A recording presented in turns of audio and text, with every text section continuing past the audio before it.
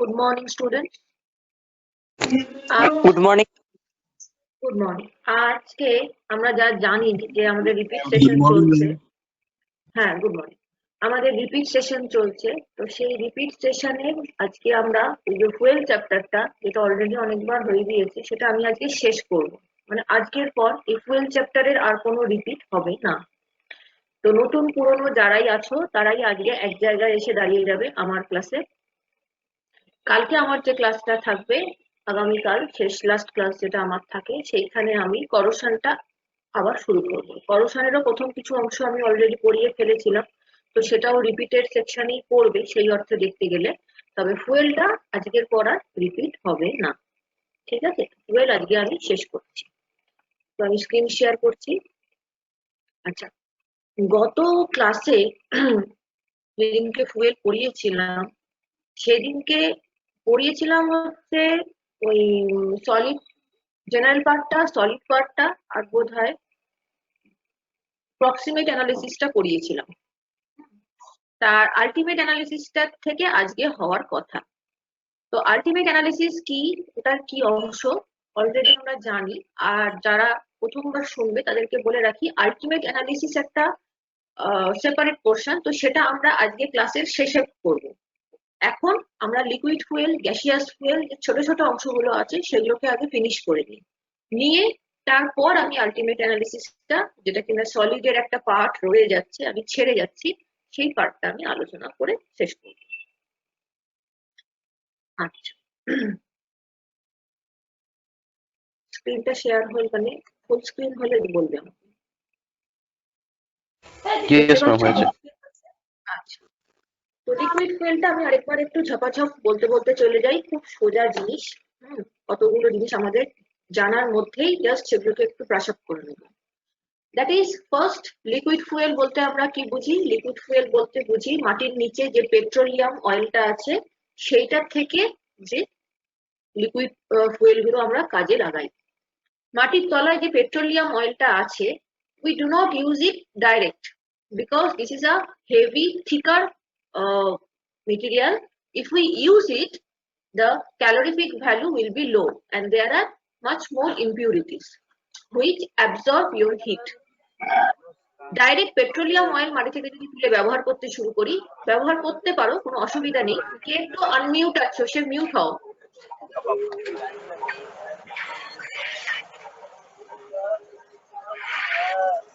সে একটু মিউট হও।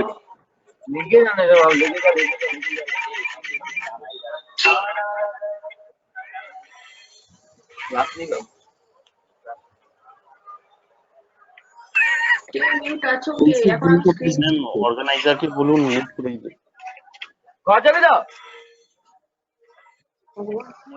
আরে যে আনমিউট আছো সে মিউট হও, তোমার সব কথা তো সবাই শুনছে। Sorry ma'am, sorry. So petroleum oil, if we use it direct, what will be the problem? Its calorific value much low. It has some impurities which creates a huge problem. তার জন্য আমরা কি করি? পেট্রোলিয়াম অয়েলকে শোধন করি। We'll distill the petroleum oil, and the reason is to make various kinds of liquid fuel. কেন করি? না, বিভিন্ন ধরনের লিকুইড ফুয়েল তৈরি করার জন্য। সেই লিকুইড ফুয়েল গুলো কি, কিভাবে হয়, সেই পদ্ধতিটাই হচ্ছে fractional distillation. So the fractional distillation, in one sentence, it is a way from petroleum oil to the usable product. তা চলে আসি fractional distillation-টা কি।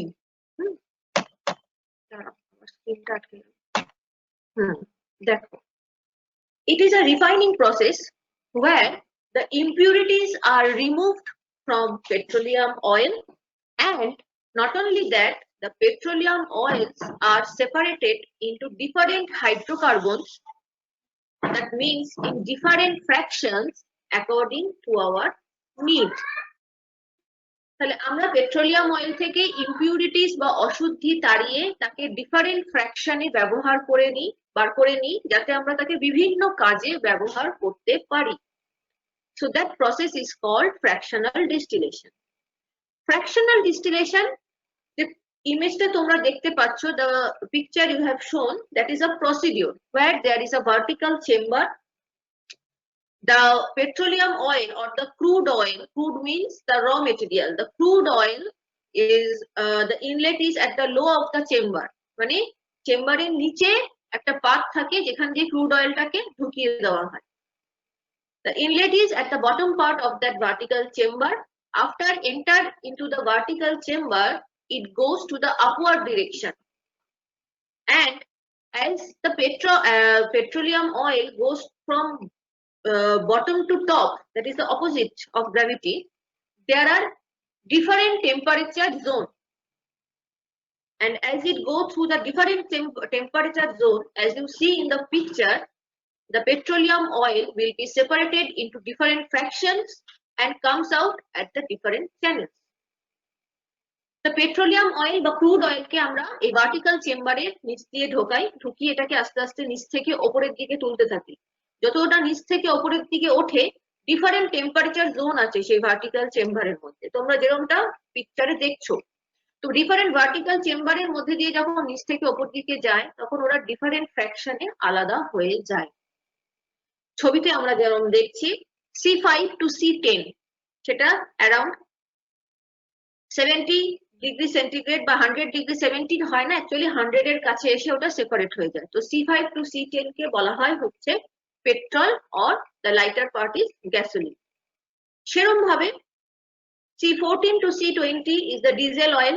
এরকম তোমরা কি করবে, বিভিন্ন যে কোনো বই থেকে, তোমাদের যে পাঠ্য বই আছে বা যে কোনো জায়গা থেকে, একটা ঠিকঠাক জায়গা থেকে যে কোনো 5টা product, any 5 products of fractional distillation with the carbon chain, the number of carbons involved and the temperature and obviously its use পড়ে রাখবে। তাহলে এখান থেকে আমরা কি পড়বো, what is fractional distillation, second fractional distillation থেকে উৎপাদিত 5টা পণ্যের নাম, তার কম্পোজিশন এবং তার ব্যবহার। পেট্রোল, ডিজেল, কেরোসিন, এই 3টে নেবেই, তোমাদের বইয়ে আছে, যে বইটা তোমাদের কলেজ থেকে দিয়েছে তাতে দেখবে একটা চার্ট করে দেওয়া আছে। তো পেট্রোল, ডিজেল, কেরোসিন এই 3টে পড়বেই। এছাড়া যে কোনো দুটো প্রোডাক্ট, ন্যাপথা হোক বা লুব্রিকেটিং অয়েল হোক, যে কোনো 5টা প্রোডাক্ট নিজের মনে থাকে এরকম পড়ে রাখবে। এখানে যা যা দেখছো সবই তোমরা জানো, নামও জানো, ব্যবহারও জানো। জানো না যেটা, সেটা হচ্ছে কম্পোজিশন। এখান থেকে জেনে গেলে মনে রাখতে আশা করি কোনো কষ্ট হবে না। তাহলে আমি পরের টপিকে চলে যাচ্ছি, তার আগে এক লাইনে বলে রাখি, ফ্র্যাকশনাল ডিস্টিলেশন হচ্ছে ক্রুড অয়েলকে ব্যবহারজাত দ্রব্যে রূপান্তরিত করার যে পদ্ধতি। এই পদ্ধতিটাতে দুটো ভাগ আছে, এক অশুদ্ধি বা ইমপিউরিটিস কে আলাদা করা হয়, এবং দ্বিতীয়ত যেটা করা হয় সেটা হচ্ছে ডিফারেন্ট ফ্র্যাকশন, বিভিন্ন ভগ্নাংশের হাইড্রোকার্বনে আলাদা করে নেওয়া হয়, যাতে আমরা তাদেরকে ভেরিয়াস পারপাসে ইউজ করতে পারি। এই হলো ফ্র্যাকশনাল ডিস্টিলেশন। নেক্সট চলে আসি ফুয়েল রেটিং। আমাদের সিলেবাসে ফুয়েল রেটিং বলে একটা পয়েন্ট আছে, সেটা আর কিছুই না, দ্যাট ইজ যে আমরা কোন ফুয়েল কিরকম কোয়ালিটি, তাকে কি কাজে ব্যবহার করি, এই আন্দাজে কিছু প্যারামিটারস আছে। তার মধ্যে একটা হচ্ছে নকিং। নকিং কি না, নকিং হচ্ছে এটা একটা ঘটনা, যেটা বলতে পারি incident that happens inside the combustion engine. এটা একটা ঘটনা যেটা আভ্যন্তরীণ দহন ইঞ্জিনের মধ্যে ঘটে থাকে। কখন হয় ভালো করে আগে শোনো, আগে আমি পিকচারটা দিয়ে নিই, তারপর তোমরা দেখো। এই এটা কি না, এটা হচ্ছে ছবিতে দেখো বাঁদিকের যে ছবিটা, সেটা হচ্ছে একটা নর্মাল ইঞ্জিনের ছবি। সেখানে কি হয় না, সেখানে হয় হচ্ছে ফুয়েল, এয়ার আর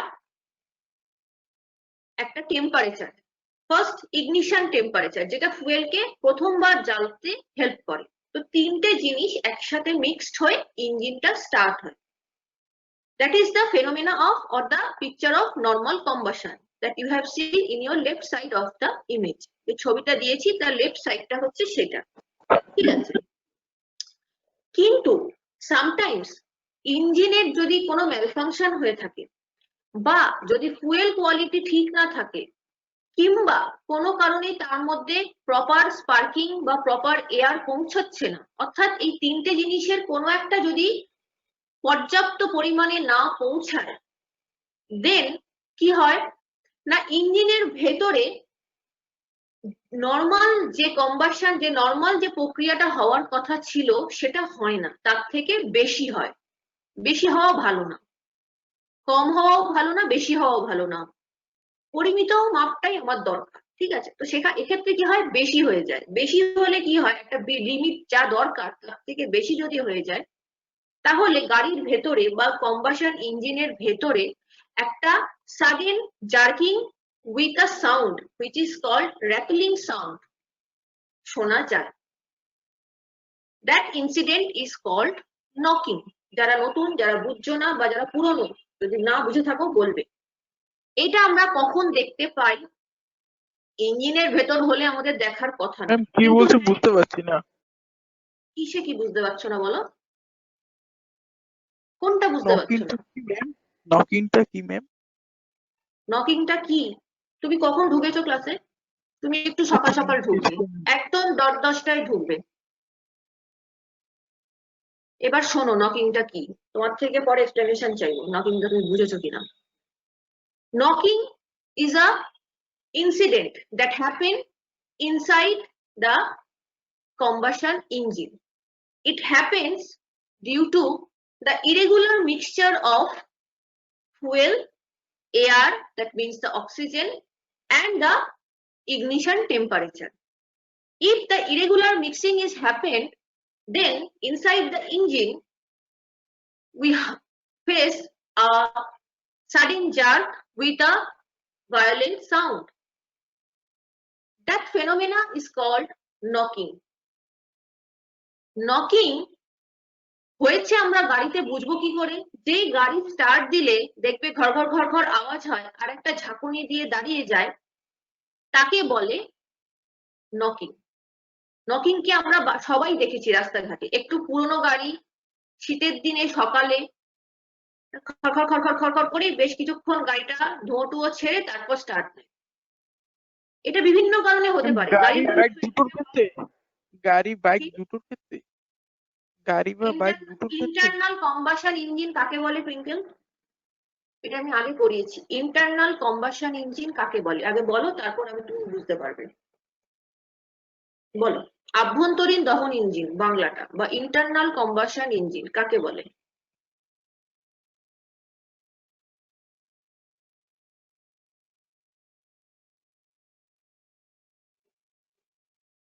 আদার কেউ বলতে পারবে ইন্টারনাল কম্বাসন ইঞ্জিন কাকে বলে? বলো নিজের ভাষায়।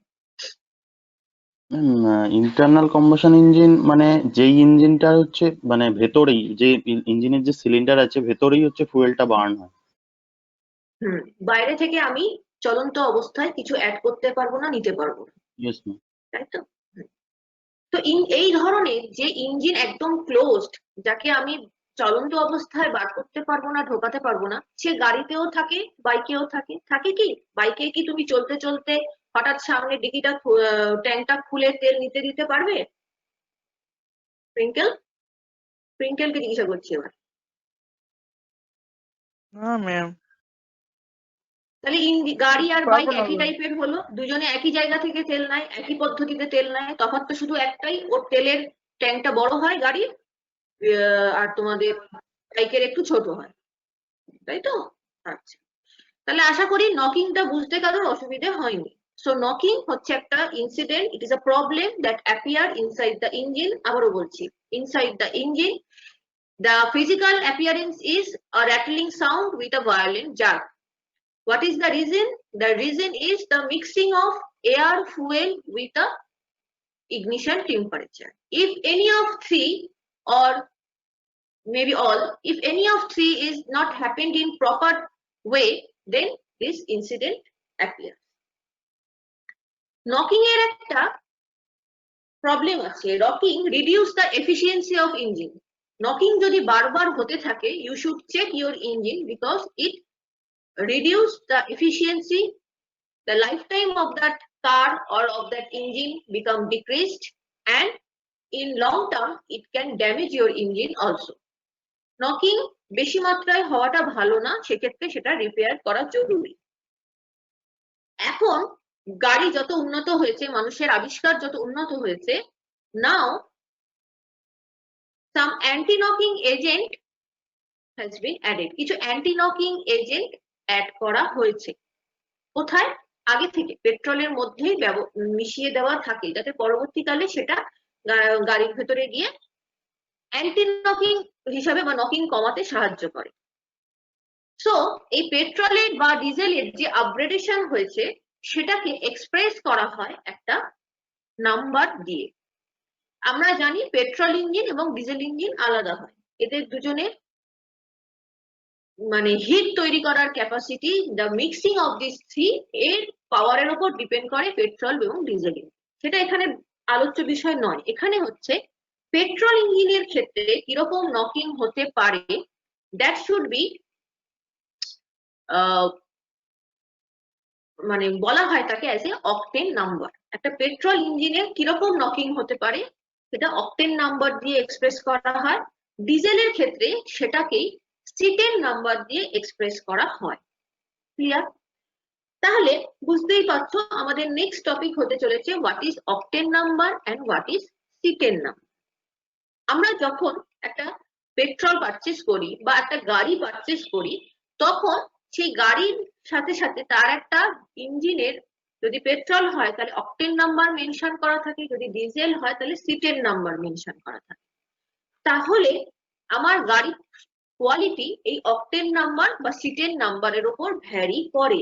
গাড়ির যে দাম দেখো, গাড়ির যে বিভিন্ন ধরনের পারফরমেন্স দেখো, সেটা শুধুমাত্র তার যে আউটার লুক, তার বাইরের চেহারা, তার ভেতরের গদি, এইসবের উপর ডিপেন্ড করে না। শুধুই এগুলো নয়, বেসিক তফাৎটা হচ্ছে একটা মিডিয়াম দামের যে গাড়ি আর একটা হাই দামের যে গাড়ি, তাদের দুজনের মেজর তফাৎ হচ্ছে দ্যাট ইঞ্জিন, তার মধ্যে হওয়া the mixing of air fuel ratio, এবং কত ফাস্ট কত কম ইগনিশন টেম্পারেচারে এরা স্টার্ট নিচ্ছে, এই সবের ওপর গাড়ির দাম ডিপেন্ড করে। তাহলে চলে আসছি আমার অকটেন নাম্বার। অকটেন নাম্বারকে আমরা কিভাবে ডিনোট করি? আমি আজকে যে কটা পড়াচ্ছি সবকটা কিন্তু একটা independent question. Fractional distillation and the 5 products of fractional distillation, এটা একটা ইন্ডিপেন্ডেন্ট কোশ্চেন, একসাথে আসে 2 2 করে, এরকম করে 5 নম্বরের একটা কোশ্চেন পাবে। পার কোশ্চেন 5-এর বেশি কখনো ইমাজিন করো না, পাবে না। 5-এর কম হবে, 5-এর বেশি হবে না। অকটেন নাম্বার বা সিটেন নাম্বার এগুলো ইন্ডিপেন্ডেন্ট কোশ্চেন, তবে এটাও 5 নম্বরের নয়। তবে হ্যাঁ, অকটেন বা সিটেন এই দুটোকে যদি একসাথে করে দেয় তাহলে হয়তো 5 হতে পারে। তো এগুলো সবই একটা ইন্ডিপেন্ডেন্ট কোশ্চেন হিসাবে দেখতে পাচ্ছ। অকটেন নাম্বার কি হয় না, অকটেন নাম্বার হচ্ছে আমরা একটা ক্রাইটেরিয়া যেটা ডেসক্রাইব করে how much knocking capacity have in your engine. একটা গাড়ির ইঞ্জিনের নকিং কিরকম হবে সেটা এই অকটেন নাম্বারটা দেখলে বোঝা যায়। It is a one type of criteria. আমাদের পড়াশোনার ক্রাইটেরিয়া যেমন আমাদের পরীক্ষার নম্বর, সেরকম এখানেও সেই ইঞ্জিনে একটা নম্বর পায়। আমরা যখন নম্বরটা পাই, যে সার্টিফিকেটটা আমাদের তৈরি হয় জীবনে, যেটা কাজে লাগে পরবর্তীকালে, সেটাকে আমরা কি দিয়ে সেটাকে অ্যানালিসিস করা হয় না, আমাদের একটা সেট অফ কোশ্চেন দেওয়া হয়, আমরা সেটাকে অ্যান্সার করি। এভাবে জীবনের বিভিন্ন সময় বিভিন্ন টপিকে আমরা পরীক্ষা দিই, তার বেসিসে আমাদের মার্কশিটটা তৈরি হয়, সেটাকে আমরা সারা জীবন কাজে লাগাই, তাই তো? তো এইখানেও একটা গাড়িতে কিরকম অকটেন নাম্বার বা কিরকম নকিং হতে পারে তারও একটা পরীক্ষা করা হয়। তোমাদের পরীক্ষায় যেমন সেট অফ কোশ্চেন দেওয়া হয়, এখানে একটা কম্পারিজন করা হয়। কম্পারিজনটা কি? কম্পারিজন হচ্ছে যে দুটো স্ট্যান্ডার্ড কেমিক্যাল নেওয়া হয়, ছবিটা দেখলে বুঝতে পারবে। দুটো স্ট্যান্ডার্ড কেমিক্যাল নেওয়া হয়, একটাকে বলা হয় আইসোঅক্টেন অর 2,2,4 ট্রাইমিথাইল পেন্টেন। একই নাম, একটা হচ্ছে ইউপ্যাক নেম, একটা general name. Isooctane or 2,2,4 trimethyl pentane, এই কম্পাউন্ডটাকে ব্যবহার করা হয়। পরীক্ষা করে দেখা গেছে একে চয়েস করার কারণ হলো যে এর নকিং নাম্বার 100, মানে একে যদি তুমি ইউজ করো কোনো নকিং হবে না। যে ছেলে 100 পেয়েছে তার মানে কি সে সব প্রশ্নের উত্তর ঠিক দিয়েছে। তো সেরকম এ 100 পেয়েছে মানে এর কোনো নকিং হচ্ছেই না, কোনো প্রবলেম ক্রিয়েটই হচ্ছে না। আর তার তলায় আছে দেখো হেপটেন। হেপটেন মানে 7টা কার্বন। হেপটেন হেপটেন হচ্ছে একটা এমন স্টুডেন্ট, এমন একটা ছেলে যাকে যদি ব্যবহার করা যায় তাহলে সে কোনো কোশ্চেনই অ্যান্সার করতে পারবে না, অর্থাৎ জিরো। মানে তাকে যদি তুমি ইঞ্জিনের মধ্যে দাও গাড়ি কখনো স্টার্টই নেবে না। তো অকটেন, আইসো অকটেন একটা ভালো ছেলে আর এন হেপটেন একটা খারাপ ছেলে। এদের দুজনের মিক্সচার করে দেখা হয় কার মতো নকিং আমার যে ইঞ্জিনটা তৈরি হয়েছে তাতে হতে পারে। প্র্যাকটিক্যালি কেউ আইসো অকটেনও হতে পারবে না, মানে প্র্যাকটিক্যালি কোনো ইঞ্জিনে নকিং হবে না এটা কেউ দাবি করতে পারে না। আবার এরকম কোনো ইঞ্জিনও পৃথিবীতে তৈরি হবে না বা বাজারে আসবে না যে কোনোদিন স্টার্টই নেবে না। সুতরাং 100 বা 0 কোনোটাই খুব একটা হবে না। হবে কিরকম, এদের মাঝামাঝি, খানিকটা 100 এর মতন, খানিকটা 0-র মতন। তো আমরা কি করি, দুটো ইঞ্জিন নিই, একটা ইঞ্জিনের মধ্যে ডিফারেন্ট পার্সেন্টেজের আইসো অকটেন আর এনহেপটেন মিশিয়ে মিশিয়ে দেখি। ধরো 50-50 দিলাম, 40-60 দিলাম, 70-30 দিলাম। অবশ্যই ভালো ছেলেকে বেশি দেবে, উল্টোটা নিশ্চয়ই তুমি করবে না। তুমি একটা প্রোডাক্ট নামাচ্ছ, সে বাজারে চলে না, এরকম ভাবে নিশ্চয়ই তুমি পরীক্ষা করবে না। তো তাহলে কি হবে, আইসো অকটেন ধরো 70% দিলাম আর হেপটেনটা ধরো 30% দিলাম, দিয়ে মিশিয়ে দেখলাম কিরকম ইঞ্জিনের নকিং হচ্ছে। সেরকম নকিং কি আমার গাড়িতে হচ্ছে? মানে এটা একটা কম্পারিজন, ডিফারেন্ট ইঞ্জিন গাড়ি তৈরির যদি কখনো ফ্যাক্টরিতে যাও দেখতে পাবে আছে, সেখানে টেস্টিং হয়।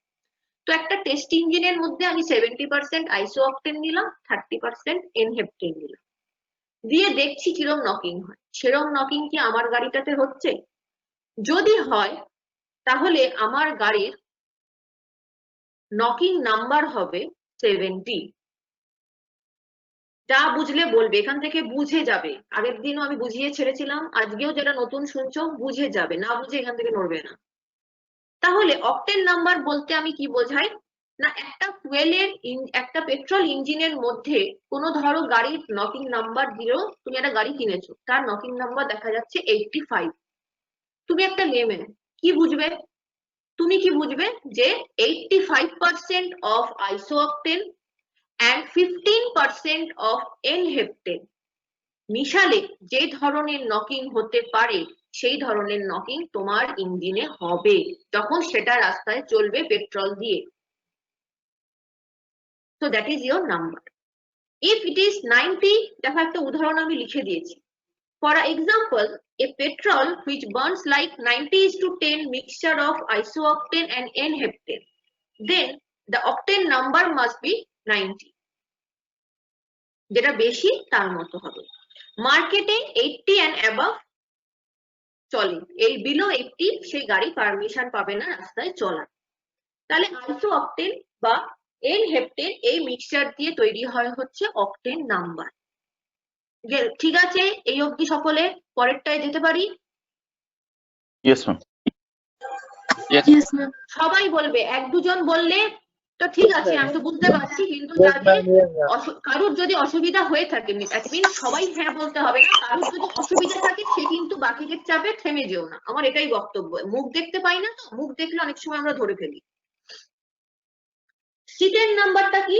ঠিক একটা অকটেন নাম্বারেরই ভাই। তফাৎটা কি? অকটেনে ছিল পেট্রোলের জন্য, সিটেন হচ্ছে ডিজেলের জন্য। যেহেতু দুটো ইঞ্জিন আলাদা, ডেফিনেটলি ওদের কম্পারিজনও আলাদা হবে। এখানে কি কম্পাউন্ড ব্যবহার করা হয় দেখো, সিটেন বা এন হেক্সাডেকেন। হেক্সাডেকেন মানে হচ্ছে, হেক্সা মানে 6, ডেকেন মানে হচ্ছে 10, 6 আর 10 এ 16, মানে আইসো অকটেনের জাস্ট ডবল দিয়ে করা হয়, কারণ ইঞ্জিনটাও তো হেভি হয়। তো এন হেক্সাডেকেন যে কিনা খুব ভালো ছেলে, আইসো অকটেনের মতন এরও হচ্ছে 100 এ 100 পাওয়া ছেলে। আর প্যারালালি এনহেপটেনের প্যারালালি ব্যবহার করা হয় আলফা মিথাইল ন্যাপথালিন, মানে এই দুটো বেনজিন রিং যেটা দেখছো ওদেরকে বলা হয় ন্যাপথালিন। ওর আলফা বা 1 পজিশনে মিথাইল আছে, তাই ওটার নাম আলফা মিথাইল ন্যাপথালিন। তো আলফা মিথাইল ন্যাপথালিন যদি তুমি ব্যবহার করো তাহলে তার নাম্বার হচ্ছে 0। বোঝা গেল? তাহলে কি দাঁড়াবে না, দাঁড়াবে হচ্ছে এই যে সিটের number is generally expressed as the cetane, that is normal cetane in hexadecane, which has cetane number 100, and parallelly the alpha methyl naphthalene, which cetane number is 0. So mixture of this is compared in diesel engine. ধরো আমার একটা diesel ইঞ্জিনের সিটেন number দেখা যাচ্ছে 90, তাহলে আমি কি বুঝবো? 90% হেক্সাডেকেন এবং 10% আলফা মিথাইল ন্যাপথালিন, এই দুটো মেশালে যে ধরনের নকিং হয় সেই নকিং হতে চলেছে ওই পার্টিকুলার ইঞ্জিনটা। হলো? তাহলে সিটেন নাম্বার আর অকটেন নাম্বার বোঝা গেল। Octane number is a mixing of isooctane and n-heptane, and parallelly cetane number is expressed by the mixing of cetane and alpha methyl naphthalene, and the mixing ratio indicates what will be the number of that particular engine, and the number should be taken the higher one, মানে যে ভালো তারটা নেওয়া হয়। চলে আসি anti knocking compound. Anti knocking কম্পাউন্ডে আমরা কি কি বলে থাকি? Knocking is definitely harmful, knocking হওয়া ভালো নয়। এর জন্য বহুভাবে ইঞ্জিনকে আপগ্রেড করা হয়। যারা ধরো গাড়ির ম্যানুফ্যাকচারার, তারা ইঞ্জিনকে তাদের মতন করে আপগ্রেড করে। যারা ধরো এই যে ডিস্টিল করে পেট্রোলটাকে মার্কেটে ছাড়ছে, এই ধরো রিলায়েন্স, তারপরে এইচপি, ইন্ডেন, এরা যারা পেট্রোল বাজারে বেচে, তারা তাদের মতন করে আপগ্রেড করে। তো বিভিন্ন ভাবে ওটাকে আপগ্রেডেশন করা হয়। সবার একটাই লক্ষ্য, যাতে গাড়ি লংজিভিটি বাড়ে, মাইলেজ বাড়ে। তো এখানে আমরা পেট্রোল বা ডিজেলের রেসপেক্টে দেখছি, ইঞ্জিনের রেসপেক্টে নয়। ওরা যখন অটোমোবাইল পড়বে তখন পাবে। তো anti-knocking compounds are those compounds that are mixed with petrol or diesel to improve the number, octane number or cetane number. In case of petrol engine, we use tetraethylate, cresyl diphenyl phosphate, methyl tertiary butyl ether, these are added. আগে টেট্রাইথাইলেট, যেটা TEL বলছো না, সেটা ব্যবহার করা হতো। বহু বছর হয়ে গেছে, এটা উঠে গেছে, কারণ লেড থেকে আবার অন্যান্য সমস্যা হয়। তাই জন্য লেডের বদলে এখন এই পরের যে নাম দুটো দেখছো সেই দুটোকে ব্যবহার করা হয়। তো তেল সেই অর্থে এখন আর বাজারে নেই, তবু আমরা পড়ে রাখবো। নেক্সট হচ্ছে ডিজেল ইঞ্জিন। ডিজেল ইঞ্জিনে কি হয় না, ইথাইল নাইট্রেট, অ্যামাইল নাইট্রেট, এইগুলো, এই কম্পাউন্ডস গুলো ইউজ করা হয়। These are known as dopants, এগুলোকে ডোপ্যান্ট হিসাবে ইউজ হয়। ডোপ্যান্ট মানে হচ্ছে যাদেরকে অ্যাড করলে নকিং নাম্বারটা বাড়ে। একটা জিনিস মনে রাখবে, অকটেন বা সিটেন নাম্বার বাড়া মানে কিন্তু ভালো। This indicates the anti knocking capacity of engine. Knocking বেশি হলে ভালো না, এটা anti knocking number. Actually knocking, octane বা সিটেনকে আমরা নকিং নাম্বার বলি বটে, কিন্তু এটা যত হাই হয় তত ভালো, এটা মাথায় রাখবে, কখনো গুলিয়ে ফেলো না। সেই অর্থে দেখতে গেলে এটা নকিং নাম্বার নয়, সেই অর্থে দেখতে গেলে এটা অ্যান্টি নকিং নাম্বার। এই গেল আমাদের গ্যাসের কোর্স। হ্যাঁ বলো ম্যাম। আপনি ওই ডোপ্যান্টস এর কথাটা বললেন, আমরা তো আগে ক্লাস করেছিলাম। ডোপ্যান্টসটা তো আমি তবে সেদিন থেকেই পড়ে আসছি। এটা আমি ভেবেছি হয়তো শুধু ডিজেল ইঞ্জিনের যে ইথাইল নাইট্রেট আর অ্যামাইল নাইট্রেট, এইগুলোকে ডোপ্যান্টস বলে হয়তো। হ্যাঁ, তাই তো বলে। না ম্যাম, পেট্রোলের ক্ষেত্রে যেগুলো আছে, এই যে ওই যে মিথাইল টার্টিয়ারি বিউটাইল ইথার, এইগুলোকেও কি ডোপ্যান্টস বলে? না না না না, এগুলো কি, এটা একটা জাস্ট কলিং নেম। ডোপ্যান্ট শব্দটা জেনারেলি ডিজেলের ক্ষেত্রেই প্রযোজ্য। ওকে ওকে ওকে ম্যাম। এটা কোনো কেমিক্যাল ফর্মুলা নয়, বুঝলে তো, এটা জাস্ট ডাকেই নামে। আচ্ছা, চলে আসি গ্যাসিয়াস ফুয়েল। গ্যাসিয়াস ফুয়েলে কি হয়?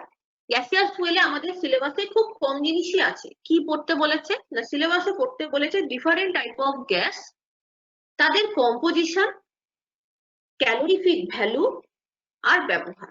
খুব স্বাভাবিক, কিছু ফুয়েলের, একটা ফুয়েল সম্বন্ধে যদি তুমি জানার চেষ্টা করো, তোমাকে প্রথম জানতে হবে কি ফুয়েলটার মধ্যে কি থাকে। তো তোমরা তো টেকনিক্যাল স্টুডেন্ট, ফুয়েলের মধ্যে কি থাকে সেটা জানবে, মানে কম্পোজিশন। ফুয়েলটার ক্যালোরিফিক ভ্যালু কত, মানে ব্যবহার করব সে কিরকম হিট দেবে, কতটা খরচ করলে কিরকম হিট পাবো, মানে সোজা কথা আমার দামে পোষাবে কিনা, এটা হচ্ছে 2 নম্বর। 3 নম্বর হচ্ছে ব্যবহার, কি কাজে লাগাই। দেখে নি আমাদের সিলেবাসে যে কয়েকটা আছে সেগুলোকে আমরা একটু ফটাফট দেখে নিই। কোল গ্যাস হচ্ছে basically the composition is methane and hydrogen. এখানে বলি যখন কম্পোজিশন বইয়ে পাবে 5-6টা নাম পাবে, 5-6টা নাম মনে রাখার দরকার নেই, মনে রাখবে কি যেগুলোর পার্সেন্টেজ হাই, পাশে দেখবে প্রত্যেক কটার এলিমেন্টের পাশে না তার পার্সেন্টেজটা দেওয়া আছে।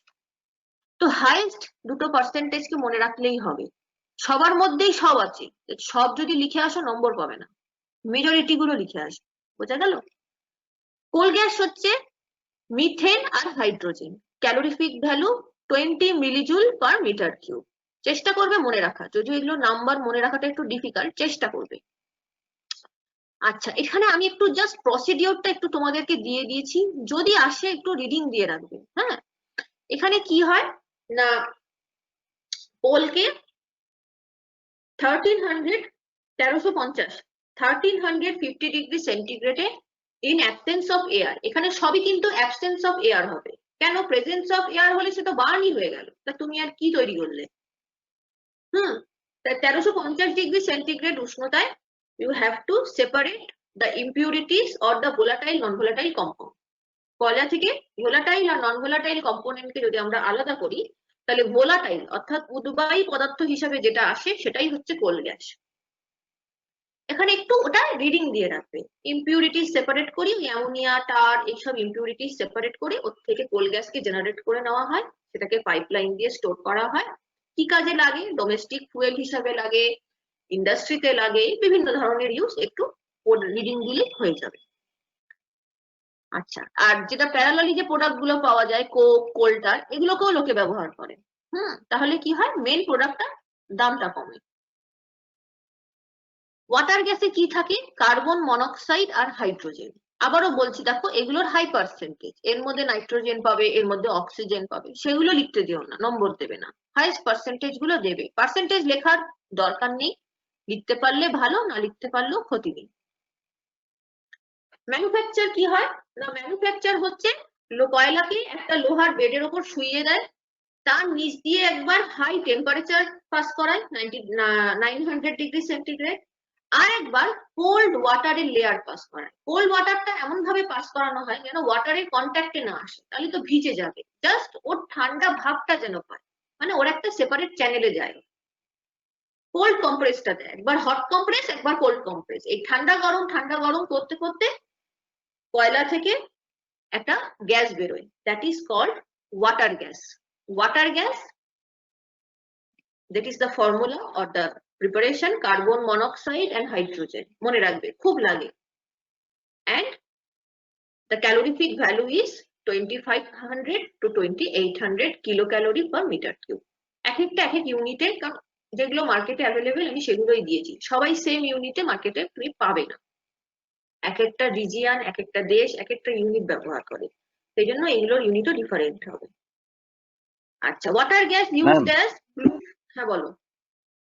ম্যাম আমি যদি যতগুলো এখানে যতগুলো ইউনিট আছে সবগুলো ইউনিট যদি, মানে আপনি যেটা বললেন যে বিভিন্ন জায়গায় বিভিন্ন ইউনিট ইউজ হয়, যদি আমি ওটাকে সবগুলো একই ইউনিটে মানে কনভার্ট করে নিই, কোনো অসুবিধা নেই। ওকে ওকে ওকে ম্যাম, আমি অ্যাকচুয়ালি ওগুলো সব মিলিজুল পার মিটার কিউবেই কনভার্ট করে নিয়েছি ওগুলো। মনে রাখতে সুবিধা হয়, কোনো অসুবিধা নেই। Yes ma'am, yes ma'am. Okay, তাহলে ওয়াটার গ্যাসকে কি হয় না ব্লু ফ্লেম ফার্নেসে ইউজ হয়। সোর্স অফ হাইড্রোজেন গ্যাস, যেখানে যেখানে হাইড্রোজেন গ্যাস লাগে, hydrogen gas is also a fuel. এটা আমরা এখানে পড়ছি না, বিকজ আমরা এখানে ফসিল ফুয়েল রিলেটেড জিনিসগুলোই পড়ছি, but hydrogen gas is also a very good fuel. It used in automobile engine, মানে গাড়ি বাস চলে, এবং খুব ভালো মানে কোয়ালিটি অফ একটা গ্যাস, কি আমাদের দেশে হয় না বাট হয়, এক্সিস্ট করে। প্রডিউসার গ্যাসের কম্পোজিশন হচ্ছে কার্বন মনোক্সাইড আর nitrogen, this is the composition. এর প্রসিডিওরটা সেম একদম, তোমার ইয়েতে যা করেছিলে সেটাই, কি বলে ওয়াটার গ্যাসে যা করেছিলে সেটাই। ওয়াটার গ্যাস আর প্রডিউসার গ্যাসের তৈরিটা একরকম। ওখানে 900 ডিগ্রি সেন্টিগ্রেড টেম্পারেচারে হট কম্প্রেস কোল্ড কম্প্রেস করেছিলে, এখানে একটু ওই 1300 মতো সেন্টিগ্রেডে কোল্ড কম্প্রেস হট কম্প্রেস করে বার করা হয়। ক্যালোরিফিক ভ্যালু ডেফিনেটলি আলাদা, আর কম্পোজিশনেও খুব স্লাইট ডিফারেন্স। ওয়াটার গ্যাসে ছিল হাইড্রোজেন আর কার্বন মনোক্সাইড, এখানে হচ্ছে নাইট্রোজেন আর কার্বন মনোক্সাইড।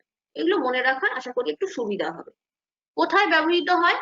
ওপেন ফার্নেস বা মাফেল ফার্নেসে ব্যবহার করা হয়, মানে বিভিন্ন টাইপ অফ চুল্লিতে এগুলো ব্যবহার করা হয়। এছাড়া আছে এলপিজি। এলপিজি সকলে জানি, এক্ষুনি আমাদের বাড়িতে আছে, খেয়ে দিয়ে এসে বসেছো, অতএব এই এলপিজি গাড়িতেই তুমি এসে খাওয়া দাওয়া করে এসছো ম্যাক্সিমাম, মেজরিটি। তো এলপিজি কি দাঁড়াচ্ছে? Liquid petroleum gas. এখানে কি থাকে? C1 to C4, মানে মিথেন, ইথেন, বিউটেন, প্রোপেন, এদের ডিফারেন্ট মিক্সচার থাকে। তার মধ্যে বেশিরভাগটা থাকে হচ্ছে বিউটেন, প্রোপেন। C3 C4 এর ম্যাক্সিমাম মিক্সিংটা থাকে। তো এইটা একটু যতটা পারবে স্পেসিফিক্যালি মনে রাখার চেষ্টা করবে। Calorific value 29,500 kilo calorie per metre cube. বেশ হাই বলেই আমরা বাড়িতে ব্যবহার করতে পারি। তাতেও আমাদের সিলিন্ডারের দাম নিয়ে সবসময় দেখবে মানুষ হই হই করছে। তো এইটা হচ্ছে আমাদের ক্যালোরিফিক ভ্যালু। আচ্ছা, এখানে একটা কথা বলে রাখি, এলপিজি এটা আমাদের খুব শর্ট কোশ্চেনে দেয়, সেটা হচ্ছে LPG is a odourless gas, মানে কোনো গন্ধ নেই, বাট স্টিল আমরা রান্নার গ্যাসে একটা গন্ধ পাই। সেই গন্ধটা হচ্ছে mixing of a chemical that is known as beta mercaptan or methyl sulfite. Due to adding of beta mercaptan, we found the smell or we found the leakage. এটা জাস্ট লিকেজ ডিটেক্ট করে, এই hit তৈরি করে না, আর এ শুধু এই গন্ধটা দিয়ে হেল্প করে। এই গেল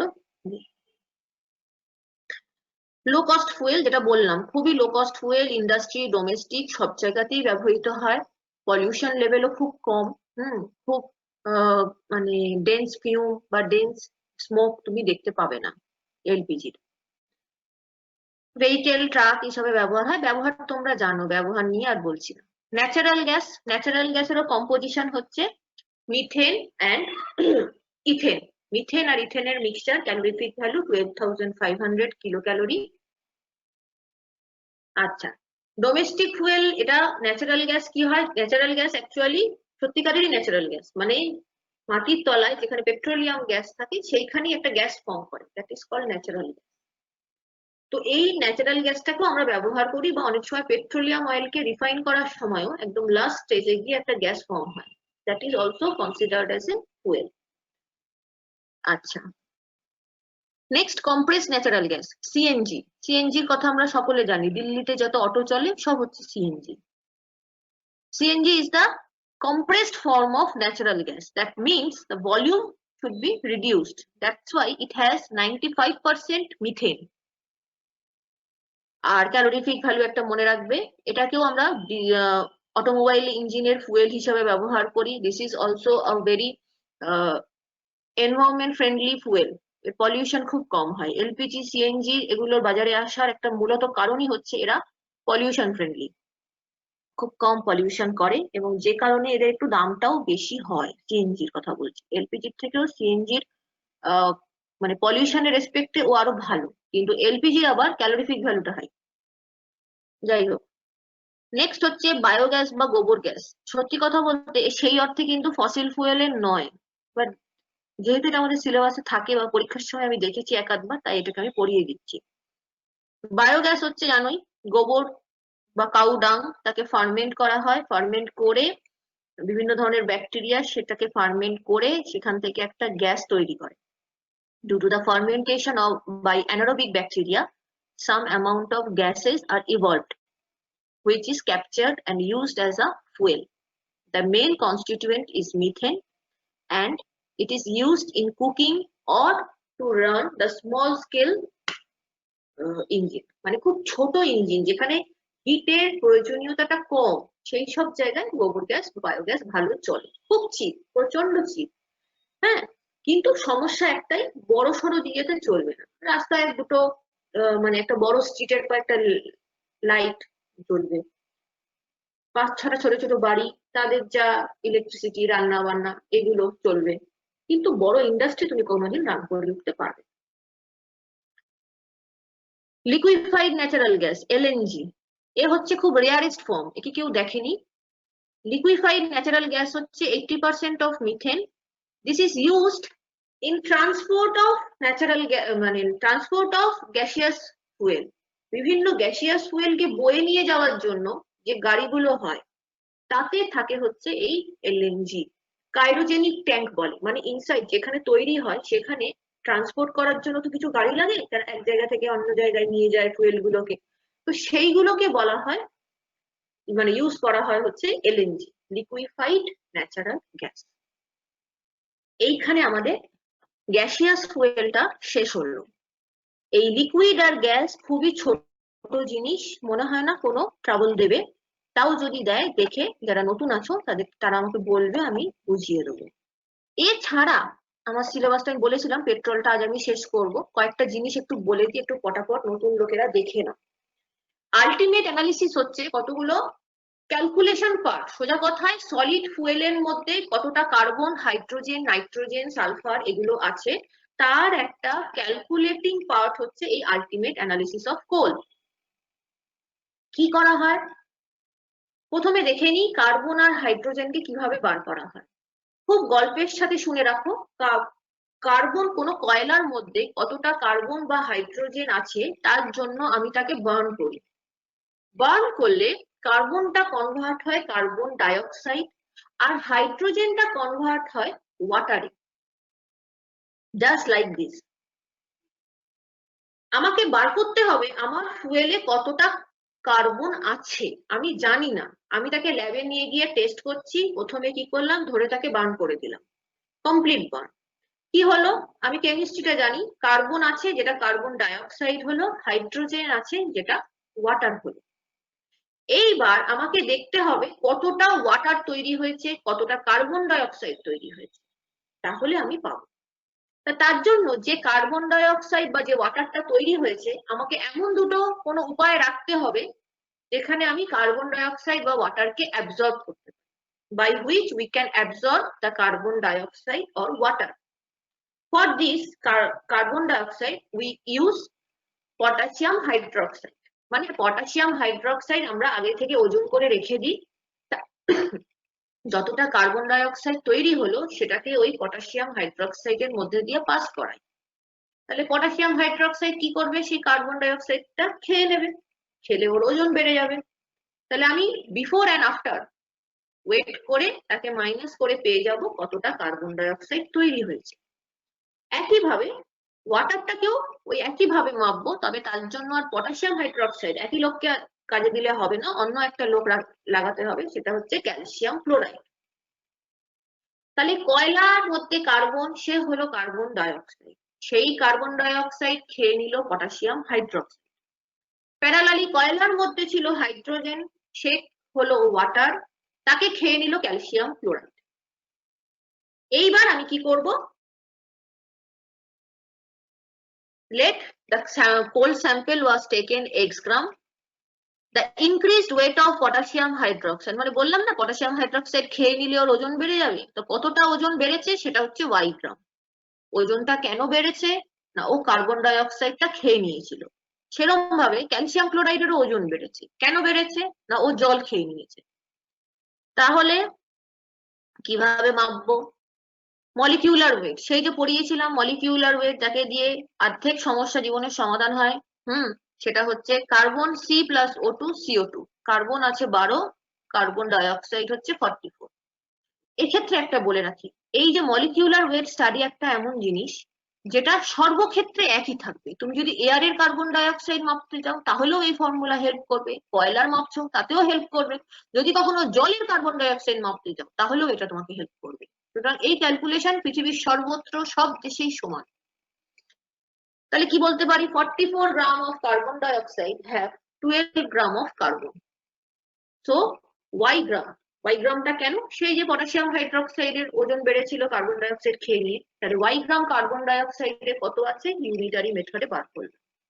এই কার্বনটা এসছে কোত্থেকে, X থেকে, তাহলে X গ্রাম কোলে আছে এত গ্রাম কার্বন, তাহলে 100 এ আছে কত, তার এই ফর্মুলা। এটা বাড়িতে গিয়ে যারা নতুন দেখছো তারা একটু প্র্যাকটিস করবে, করলেই বুঝে যাবে। জাস্ট আ নিউমেরিক্যাল এক্সপ্লেনেশন, এখানে কেমিস্ট্রি কিছু নেই সেরকম। হাইড্রোজেনের ক্ষেত্রেও তাই, 18 গ্রাম জলে আছে 2 গ্রাম হাইড্রোজেন, তাহলে আমার ক্যালসিয়াম ক্লোরাইডের কত বেড়েছিল জেড, তাহলে জেড গ্রামে আছে কত। এক্স গ্রাম কোলে আছে, তাহলে অত গ্রাম হাইড্রোজেন, 100 গ্রামে আছে কত। তার মানে কি, যে কয়লার ভেতরে আমি কার্বনটা মাপতে পারছিলাম না, তাকে আমি ঘুরপথে মাপলাম, কার্বনকে কার্বন ডাইঅক্সাইড করলাম, হাইড্রোজেনকে ওয়াটার করলাম। একজন গ্যাস, একজন লিকুইড, কি করব, দুজনকে অ্যাবজর্ব করাতে হবে, নয়তো মাপবো কিভাবে। ওয়াটার হয়তো লিকুইডেও নেই, ভেপারে রয়েছে, তাহলে তারই সুবিধা, দুজনেই ভাসছে, তাকে তো আমি কতটা ওজন নেব কি করে, এমন কিছু জিনিস দিয়ে অ্যাবজর্ব করলাম। তার বিফোর আফটার ওয়েট ওজন করলাম, করে পেলাম যে যেটা ভাসছিল, যাকে তখন আমি ধরতে পারছিলাম না, তার ওজনটা কত। এবার ওজনটা জেনে যাওয়ার পরে আমি মলিকিউলার ওয়েটে চলে এলাম। মলিকিউলার ওয়েটে আমি কার্বন ডাইঅক্সাইডকে তো মলিকিউলার ওয়েট জানি, তার ভেতর কতটা কার্বন আছে জানি, সেই ফর্মুলায় ফেলে বার করে নিলাম যে আমার সেই যে কয়লা যাকে আমি এত ঘুরপথে নিয়ে এসেছি, তাতে কতটা কার্বন বা কতটা হাইড্রোজেন আছে। দুটো ফর্মুলা বা দুটো ডিডাকশন একরকম, পরীক্ষার সময় আসলে দুজন একসাথে আসে, কারণ দুটো একরকম, তাই পড়বে যখন খাতায় লিখে একসাথে পড়বে, তাহলে মনে থাকবে। নেক্সট চলে আসি ডিটারমিনেশন অফ নাইট্রোজেন, এটা একটু অন্যরকম, ভালো করে শোনো। Here we take x gram of coal, এখানে আমরা এক্স গ্রাম কোল নিয়েছি, তার ভেতর নাইট্রোজেন মাপতে চলেছি। কি করব, একে আমি সালফিউরিক অ্যাসিড দিলাম, কয়লার মধ্যে কনসেন্ট্রেটেড সালফিউরিক অ্যাসিড দিলাম, তাতে কি হবে, অ্যামোনিয়াম সালফেট তৈরি হবে। সেই অ্যামোনিয়াম সালফেট NH4 কে, তার ভিতর নাইট্রোজেন আছে, মানে আমি যে নাইট্রোজেনটাকে খুঁজছিলাম সে এখন অ্যামোনিয়াম ফর্মে চলে গেছে, তাকে আমি ভেঙে চুরে সোডিয়াম হাইড্রোক্সাইডের সাথে রিয়াকশন করে অ্যামোনিয়ায় নিয়ে গেলাম। মানে আমার কয়লার মধ্যে যে নাইট্রোজেন সে এখন অ্যামোনিয়া হয়ে বসে আছে। তাহলে ভুলে যাও নাইট্রোজেন, আমাকে এখন অ্যামোনিয়া মাপতে হবে, এক্স গ্রাম কয়লায় কতটা অ্যামোনিয়া বেরিয়েছে। অ্যামোনিয়াকে আমি চিনি, তাকে আমি পরীক্ষাগারে মেপে দেখেছি, একটা সুবিধা আছে, সব ঝঞ্ঝাটের ভেতরে একটা প্লাস পয়েন্টও থাকে, সেটা হচ্ছে যে পরিমাণ অ্যাসিড দিয়েছিলে সেই পরিমাণই অ্যামোনিয়া তৈরি হয়েছে। তাহলে কতটা অ্যাসিড দিয়েছি যদি আমি জানতে পারি, তাহলে কতটা অ্যামোনিয়া আমার তৈরি হয়েছে আমি জানতে পারবো, কারণ দুটো সেম। এটা পরীক্ষাগারে পরীক্ষা করে দেখা গেছে, কি করে দেখা গেছে সেইটা আর আমি বোঝাচ্ছি না, ওটা তোমাদের ডিটেইলে লাগবে না, তো তোমাদের বলে দিয়েছিলাম যদিও। তাহলে কি পরিমাণ অ্যামোনিয়া তৈরি হয়েছে আমি জানলাম, যতটা অ্যাসিড খেয়েছিল কয়লাটা। তাহলে আমি কি করব, আমি জানলাম V1S1, মানে অ্যামোনিয়া যতটা তৈরি হয়েছে ততটাই সালফিউরিক অ্যাসিড সমান। তাহলে এবার আমি আবার সেই মলিকিউলার স্টাডিতে চলে যাই। 1000 ml 1 নর্মাল অ্যামোনিয়া মানে 14 গ্রাম অফ নাইট্রোজেন। কালকে যখন পটাশিয়াম ডাইক্রোমেট করছিলাম আমরা একটা স্ট্যান্ডার্ড হিসেব করেছিলাম, বলেছিলাম না মলিকিউলার ওয়েট বা ইকুইভ্যালেন্ট ওয়েট দিয়ে হয়ে যায়। এখানে দেখো নর্মালিটি তো, তাই ইকুইভ্যালেন্ট, যদিও এর ইকুইভ্যালেন্ট আর এর সেম, তবু 1000 ml 1 normal ammonia is equivalent to, এটা ইকুইভ্যালেন্ট সাইন হবে, যেটা পিপিটিতে দিচ্ছিল না বলে আমি ইকুয়াল দিয়েছি, 14 গ্রাম অফ নাইট্রোজেন, মানে 1000 ml 1 নর্মাল অ্যামোনিয়ার মধ্যে 14 গ্রাম নাইট্রোজেন থাকে। তাহলে V1 ml S1 নর্মাল অ্যামোনিয়ার মধ্যে কতটা থাকে পেলাম, সেইটাই আমার আছে এক্স গ্রাম কোলে, কারণ এই অ্যামোনিয়া যতটা বেরিয়েছে, অ্যামোনিয়া তো গ্যাস, তাকে তাই আমি আর একে আর অ্যাবজর্ব করাতে পারিনি, একে আমি ডাইরেক্ট ওজন করে নিই। তাহলে সেই এক্স গ্রাম কোলে আছে অত গ্রাম, তাহলে 100 এ কত আছে পেয়ে যাবো। এটা হচ্ছে ফর্মুলা। এটা একটু ডিফিকাল্ট, তবে ভালো করে লিখে লিখে পড়বে, মুখস্থ করবে, হয়ে যাবে। পরীক্ষার সময় এটা যদি আসে কম আসে, যদি আসে এর সাথে অর পাবে, ঠিক আছে, সেইভাবে পরীক্ষার হলে বাকি কোশ্চেনদের মিলিয়ে মিশিয়ে অ্যান্সার করবে। যদি দেখো অন্যান্য কোশ্চেন দিয়ে এটাকে অ্যাভয়েড করতে পারছো, তাহলে আমি টিচার হয়ে বলবো এটাকে অ্যাভয়েড করো, কারণ এটাতে বুঝে বুঝে লিখতে লিখতে টাইম বেশি যাবে, নম্বর সেই একই পাবে। ডিটারমিনেশন অফ সালফার, সালফারে কি হয়, এ খুব সোজা। সালফারকে আগের বার নাইট্রোজেনের সময় সালফিউরিক অ্যাসিড দিয়েছিলাম, এবার উল্টো, ভাই ভাই তো, সালফারের সময় নাইট্রিক অ্যাসিড দেবো। সালফারের সাথে নাইট্রিক অ্যাসিড দিলে তৈরি হবে সালফিউরিক অ্যাসিড। সেই সালফিউরিক অ্যাসিডকে আমরা বেরিয়াম ক্লোরাইডে অ্যাড করব, তাতে কি হবে বেরিয়াম সালফেট। এটা অনেকেরই প্রশ্ন আসতে পারে যে এত ঘুরছেন কেন, সালফিউরিক অ্যাসিডটা মাপলেও তো পারতেন। সালফিউরিক অ্যাসিডটাকে মাপলে পারতাম না, তার কারণ হচ্ছে সালফিউরিক অ্যাসিড থেকে হিসেব করাটা একটু কষ্ট, কিন্তু বেরিয়াম সালফেটটা যেহেতু প্রেসিপিটেট বা অধক্ষেপ হিসাবে পড়ে, তাই একে মাপাটা অনেক সহজ। তাই আমি এমন অবস্থায় নিয়ে গেলাম যাকে সহজে মাপতে পারি। বেরিয়াম সালফেট যদি কখনো সামনাসামনি ল্যাবে দেখো, দেখবে একটা সাদা থকথকে জিনিস, কিছু অ্যান্টাসিড যেরকম দেখতে হয় দেখেছো, ওই টাইপের সাদা ঘন। তাহলে সেই বেরিয়াম সালফেটকে খুব সহজে ওজন করে নেবো। ধরা যাক আমার এক্স গ্রাম কোল আছে, আর তার থেকে ওয়াই গ্রাম বেরিয়াম সালফেট তৈরি হয়েছে, ওই যে প্রেসিপিটেট করেছে, তুমি ইজিলি ওকে ড্রাই করে, স্যার তো দেখিয়েছেন কিভাবে ওজন করতে হয়, ওইভাবে ওজন করে নেবে। তাহলে কি রইলো, চলে যাও মলিকিউলার ওয়েটে। 233 gram of barium sulphate have 32 gram of sulphur. তাহলে তোমার তৈরি হয়েছিল ওয়াই গ্রাম, তাহলে ওয়াই গ্রামে আছে কত? এই যে ওয়াই গ্রামে যে সালফারটা পেলে, এর অ্যাকচুয়ালি এসছে থেকে সেই এক্স গ্রাম, দেখো শেষটা সবারই সমান, এক্স গ্রাম কোল থেকে। তাহলে এক্স গ্রাম কোল থেকে এসছে এত, 100 থেকে এসছে হয়ে গেল। এই চারটেই আলটিমেট অ্যানালিসিসের মধ্যে আসে। এবার আমি শেয়ারিংটা বন্ধ করছি। হ্যাঁ, আমার এখনো 5-7 মিনিট আছে, কারোর কোনো সমস্যা থাকলে বলতে পারো, বা কোনো পিপিটি যদি আরেকবার দেখাতে হয় আমাকে বলতে পারো। যারা নতুন, যারা প্রথমবার শুনলে, বেসিক্যালি যাদের জন্য রিপিট করা, তাদের উদ্দেশ্যে আমার প্রথম কথা সেটা হচ্ছে, কোনোটা কি বুঝতে অসুবিধা হলো, petrol diesel petrol liquid fuel আর গ্যাসিয়াস ফুয়েলটা জাস্ট গল্পের মতন পড়বে, হয়ে যাবে। যে আলটিমেট অ্যানালিসিসটা দেখালাম, এতে কি কোনো অসুবিধে আছে? যদি থাকে তাহলে আবারও রাজি আছি, আবার যেদিন আমার রেমিডিয়াল করবে, আগের দিন রেমিডিয়াল যেমন ভাবে করেছিলাম, প্রথম দফায় একটা করে আবার পরের দফায় তোমাদের নিয়ে বসবো, ঠিক আছে? তাতে সবারই রেমিডিয়াল ক্লাসের অবজেক্টিভ ফুলফিল হবে। তো এখানে আমি সবাইকে জিজ্ঞাসা করছি, কোনো কি অসুবিধা আছে? ফুয়েল আজকের পর আর নাড়াচাড়া করবো না, এবার আমি করোশনে চলে যাব। করোশন কিছুটা পড়িয়েছিলাম, কালকে সেই অংশটাই পড়াবো, পড়িয়ে নতুন অংশে ঢুকে যাবো। বলো, কারুর যদি কোনো সমস্যা থাকে সে বলতে পারো।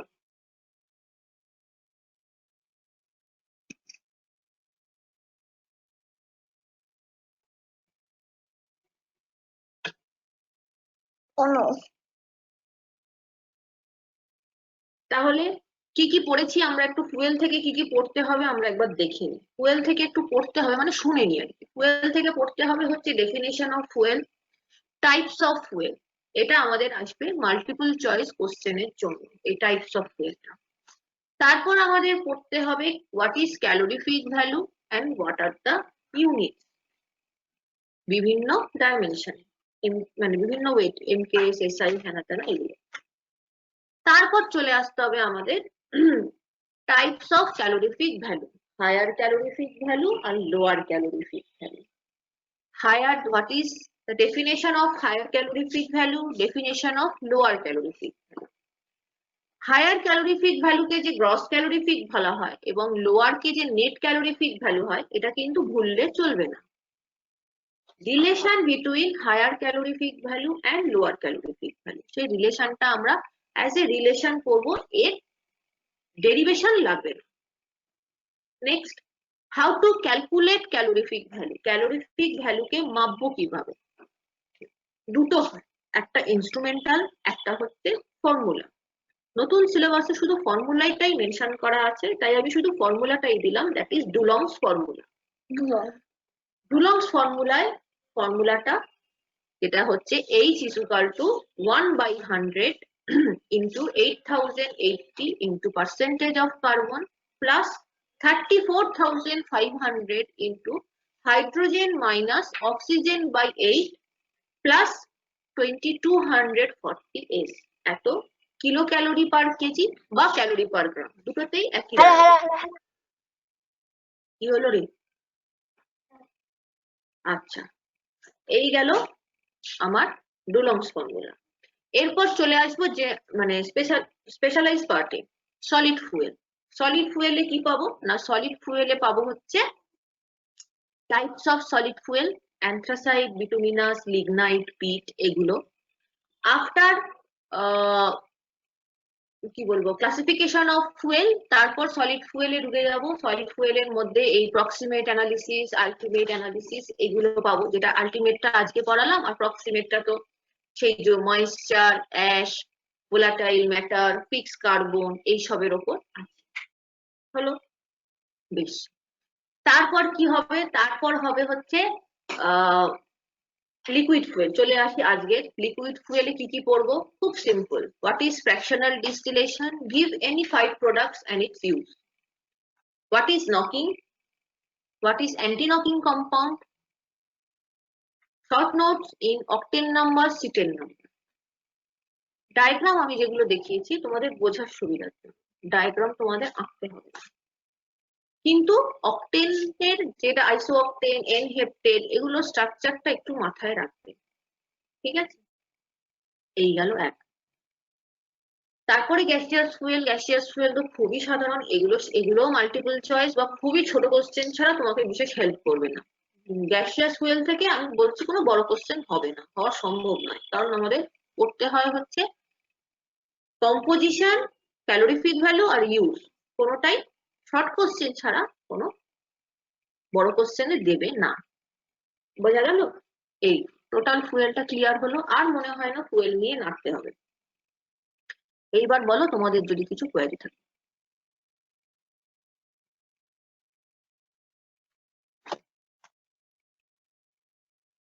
যারা নতুন এসছিলে তারা আগে বলো দেখি, কে কে আছো?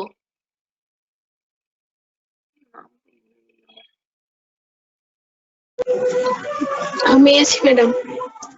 বুঝেছো বাবা? আর কিছু কোনো হ্যাঁ অসুবিধা ম্যাডাম, আছে? হ্যাঁ ম্যাম, আজকে এটা বুঝতে পেরেছি। আচ্ছা, এবার একটুখানি এটা বইটা আমার নিয়ে পেয়ে গেছো? হ্যাঁ হ্যাঁ, না, অসুবিধা বই নেই। আনিনি। বইটা যত শিগগিরই সম্ভব, কলেজ তো এখন রোজই খোলা থাকে, লাইব্রেরিও খোলা থাকে, একটু 11টা সাড়ে 11টার দিকে যাবে, গিয়ে বইটা কালেক্ট করে নেবে। হ্যাঁ, তাহলে কি হবে, আমার এই পিপিটিটার সাথে বইটা মেলালে তুমি বুঝতে পারবে। ওকে। হুম, আচ্ছা। এই গেল আজকে। আমি আগেও এই চ্যাপ্টারটা শেষ করার পর এর পিডিএফটা দিয়ে দিয়েছিলাম, এগুলো তো পিপিটি, আমি পিডিএফ ফর্মে দিয়েছিলাম, আজকে আমি আবার একবার দিয়ে দেবো, ঠিক আছে? এমনি তোমরা যারা পুরনো তাদের কাছ থেকে পেয়ে যাচ্ছ, কিন্তু তাও আমি একবার গ্রুপের মধ্যে দিয়ে দেবো, দিয়ে দিলেই যারা নতুন তারা রেখে দেবে। আবারও বলছি, এই যেহেতু এখন সব অনলাইনে চলছে, এই সফট কপি গুলো কিন্তু যে যার ডিভাইসে খুব সুন্দর করে গুছিয়ে রাখবে, সাবজেক্ট ওয়াইজ ধরে ধরে, যেরকম তাকে মানুষ বই রাখে সেরকম ধরে ধরে গুছিয়ে রাখবে। আদারওয়াইজ কিন্তু পরীক্ষার সময় সব সাবজেক্ট মিলেমিশে এক হয়ে যাবে। হুম, আর কারুর কোনো আছে সমস্যা বলো?